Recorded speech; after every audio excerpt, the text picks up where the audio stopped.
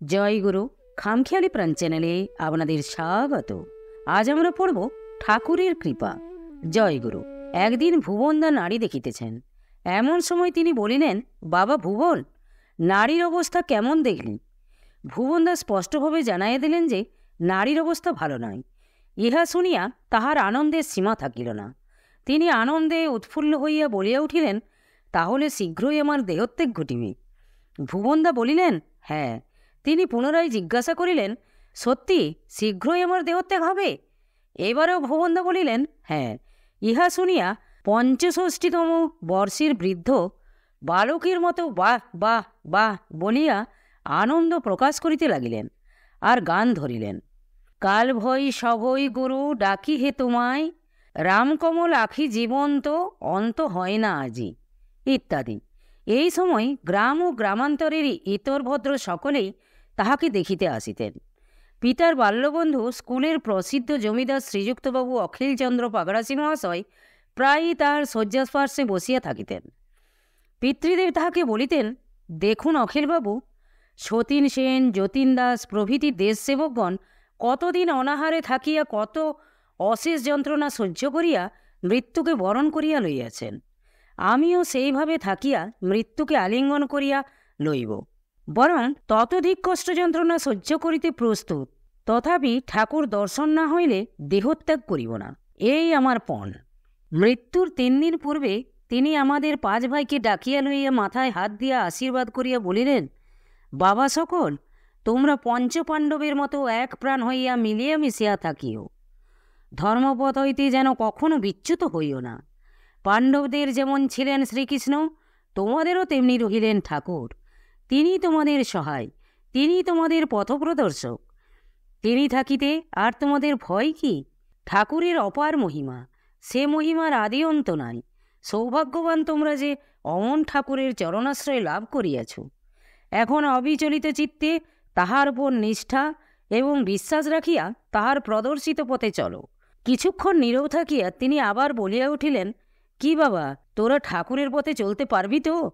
আমরা বলিলাম, ঠাকুরের পথ কি তা তো এতদিনেও জানি না। তিনি বলিলেন, ঠাকুরের পথ সমর্পণের পথ, আত্মাহুতির পথ। ভালো মন্দ, সুখ দুঃখ, উত্থান পতন সব, এমনকি নিজেকে পর্যন্ত তার পায়ে বিলাইয়া দিতে হইবে। ঠাকুরের সংসারে ঠাকুরের হইয়া ঠাকুরের কাজ করিয়া যাইতে হইবে। এ হাসি খেলার কথা নয়, আগুন নিয়ে খেলা। কখনো যেন তোমরা এই লক্ষ্য, এই আদর্শ হতে চ্যুত না হও। এ আমার শেষ কথা, এ আমার শেষ আদেশ বা উপদেশ। পরলোকযাত্রী সাধক পিতার এই স্নেহপূর্ণ আদেশ ও আশীর্বাণী আমরা অবনত শিরে গ্রহণ করিয়া লইলাম, আর মনে মনে বলিলাম, ঠাকুর, এ অনুপযুক্তদের দিয়া তোমার যাহা করিবার তাহা করাইয়া লইও। ক্রমে মৃত্যুর দিন ঘনাইয়া আসিতে লাগিল। যতই দিন যাইতে লাগিল, ততই তিনি দুর্বল হইতে দুর্বলতর হইয়া পড়িতে লাগিলেন। এখন তাহার আর নিজের কোনো সামর্থ্য রহিল না। তাহাকে ধরিয়া বসাইতে ও শোয়াইতে হইতে লাগিল, কিন্তু তথাপি তাহার মুখমণ্ডলে বিষাদের ছায়াপাত হয় নাই। মৃত্যুর 2 দিন পূর্ব হইতে তিনি ব্রজের বাঁশি ও মৃদঙ্গের বাজনা শুনিতে পাইলেন, আর তাহা সানন্দে আমাদের নিকট ব্যক্ত করিতে থাকিলেন। মৃত্যুর ঠিক 1 দিন পূর্বে রাত্রি 2 ঘটিকার সময় তিনি তাহার হস্তদ্বয় ঊর্ধ্বে উত্তোলন করিয়া করতালি দিতে দিতে ঠাকুরের স্তোত্রপাঠ করিতে লাগিলেন এবং আমাদিগকে বলিলেন, ওই যে আমার ঠাকুর আসিতেছেন, কি আনন্দ, কি আনন্দ। আমরাও সঙ্গে সঙ্গে জয়গুরু কীর্তন ধরিলাম।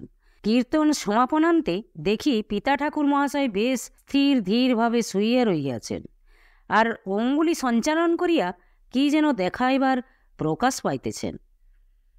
সেই সময় আমরা গৃহাভ্যন্তরে সদ্য প্রস্ফুটিত সহস্র গোলাপের গন্ধ পাইতে লাগিলাম, কিন্তু দুর্ভাগ্যবশত ঠাকুরের সন্ধানে চতুষ্পার্শ্বে আমরা এতগুলি ব্যাকুর দৃষ্টি প্রেরণ করিয়াও অঙ্গগন্ধ ভিন্ন তাহার সাক্ষাৎ দর্শন পাইলাম না।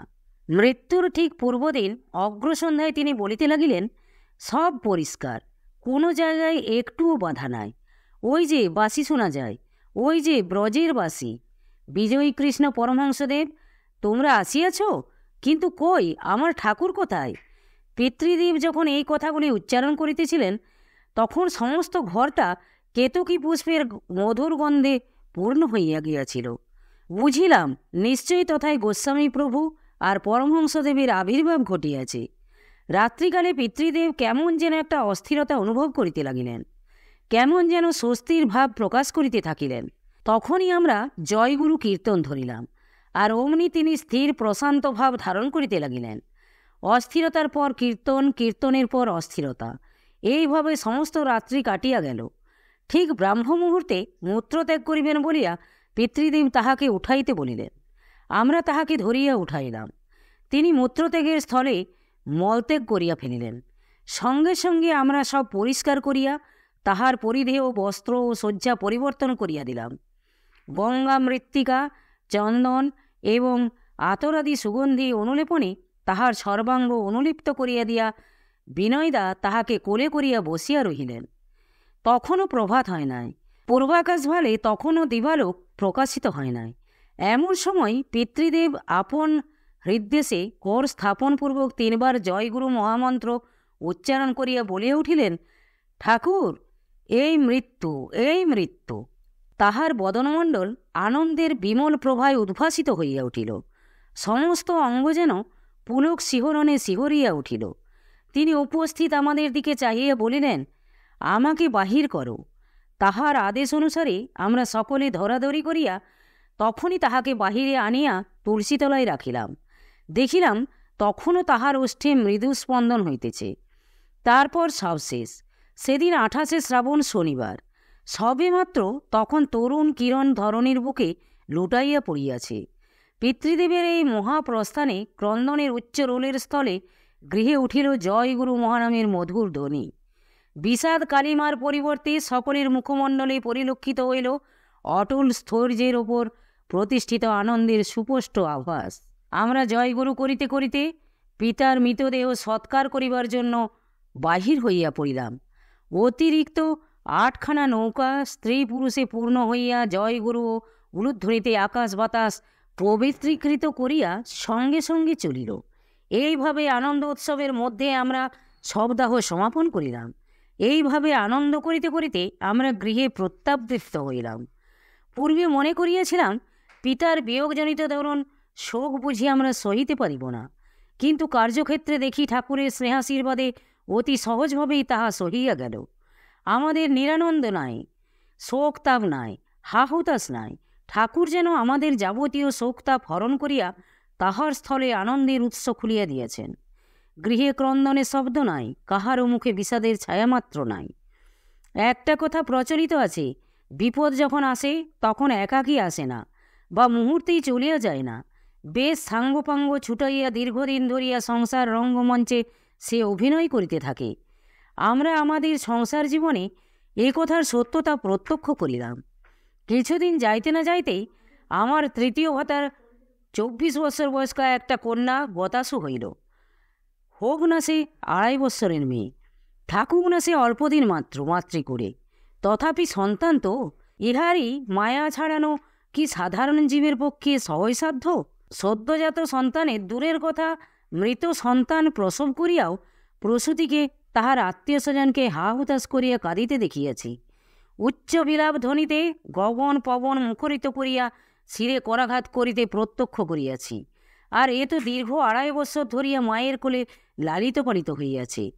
কত হাসিয়াছে, হাসাইয়াছে, কত খেলিয়াছে, কত খেলাইয়াছে। কাজেই ইহার বিয়োগে জনক জননীর আত্মীয় স্বজনের বিনাইয়া বিনাইয়া বিলাপ করাই স্বাভাবিক। কিন্তু আশ্চর্য, অন্যের কথা দূরে থাকো, স্বয়ং তাহার গর্ভধারিণী জননীর মুখেও বিষাদের লেশমাত্র নাই, অন্তরেও বুঝি তাহার ছায়াপাত হয় নাই।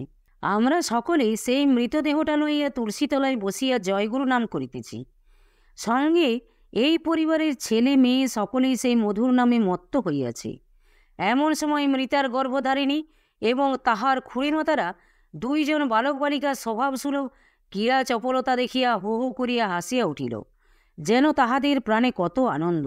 পুত্রবধূদের এই অসময়োচিত বিসদৃশ ব্যবহারে বৃদ্ধা মাতা ঠাকুরানী বলিয়া উঠিলেন, বৌমারা, তোমরা এই মৃতদেহটাকে সম্মুখে রাখিয়া এইরূপ হাসিতেছ, লোকে দেখিলে কি বলিবে বলো দেখি? সঙ্গে সঙ্গে তাহারা উত্তর দিলেন, কি করিব মা, ঠাকুর যে আমাদের অন্তরে বিরাজ করিয়া আমাদের হৃদয়ে আনন্দের অজস্র ধারা ঢালিয়া দিতেছেন, আমরা যেন না হাসিয়া থাকিতে পারিতেছি না। সুধী পাঠক, একবার সমাহিত চিত্তে চিন্তা করিয়া দেখুন ঠাকুরের কি অপার মহিমা, তাহার অঘটন ঘটন পটীয়সী মহতী শক্তির কি অপূর্ব লীলাবিলাস। গর্ভধারিণী জননী আপনার সম্মুখে স্বীয় গর্ভজাত মৃত সন্তানকে রাখিয়া বসিয়া আছেন। এ দৃশ্য কল্পনায় অঙ্কিত করিলেও যে প্রাণে একটা বিষাদের ভাব জাগিয়া ওঠে, চিত্ত আতঙ্কে শিহরিয়া ওঠে। সে অবস্থা যে কি ভীষণ, তাহা ভুক্তভোগী ভিন্ন অপরের বুঝিবার সামর্থ্য নাই। কিন্তু এক্ষেত্রে দেখিলাম ঠিক তাহার বিপরীত। কল্পনার অতীত, ধারণার অতীত এক রহস্যময় দৃশ্য। শোকের পরিবর্তে শান্তি, ক্রন্দনের পরিবর্তে হাসি, দুঃখের পরিবর্তে আনন্দ। ধন্য ঠাকুরের মহিমা। জয় গুরু, জয় গুরু। আজ এই পর্যন্তই। যদি আপনাদের ভালো লেগে থাকে তাহলে চ্যানেলটিকে সাবস্ক্রাইব করে সাথে থাকবেন। পরবর্তী অংশ অন্য কোনো দিন। জয় গুরু, জয় গুরু।